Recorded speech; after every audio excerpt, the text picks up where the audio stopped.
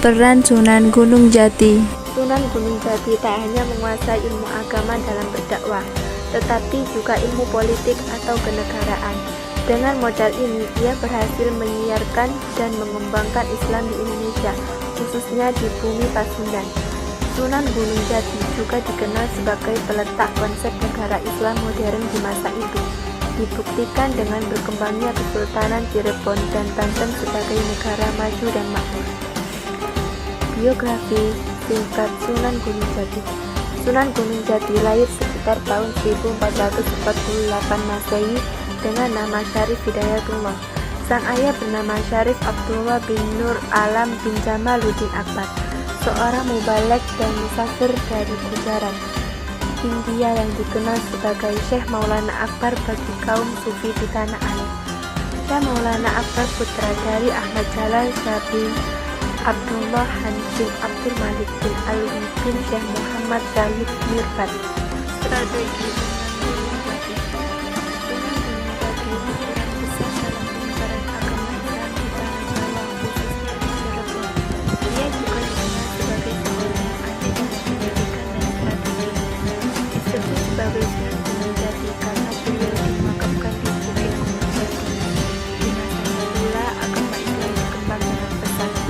Strategi dakwah yang dilakukan Sunan Gunung Jati adalah dengan menguatkan kedudukan politik. Ia menjalin hubungan dengan tokoh-tokoh berpengaruh di Cirebon, Banten, dan Demak untuk memuluskan dakwahnya. Sunan Gunung Jati melakukan tugas dakwah menyebarkan agama Islam ke berbagai lapisan masyarakat dengan dukungan personel dan dukungan aspek organisasi kelompok Forum Wali-Songo. Forum ini secara efektif dijadikan sebagai organisasi dan alat kepentingan dakwah dan merupakan siasat yang tepat untuk mempercepat terkembangnya agama Islam.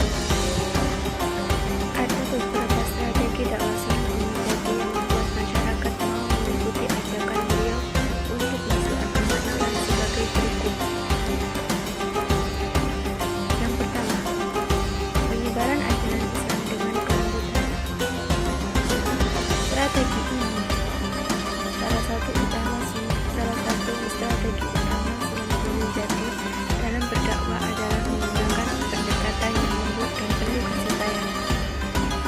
Ia memahami budaya lokal dan menghormati tradisi masyarakat Jawa sehingga dia dapat lebih mudah diterima oleh penduduk setempat.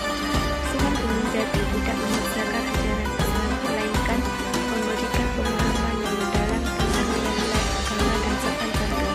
Yang kedua, pendidikan agama. Sunan Gunung Jati mendirikan pondok pesantren sebagai pusat pendidikan agama. Pesantren ini menjadi tempat bagi masyarakat Jawa untuk belajar tentang Islam dengan pendekatan pendidikan. Sunan Gunung Jati mampu membentuk generasi penerus dan memiliki tingkat pemahaman agama yang kuat. Yang ketiga, kerjasama dengan penguasa lokal. Sunan Gunung Jati menjalin hubungan baik dengan penguasa-penguasa lokal, termasuk Prabu Siliwangi, Raja Kerajaan Pajajaran. Dengan dukungan penguasa, ia dapat mempromosikan ajaran Islam dengan lebih efektif kerjasama.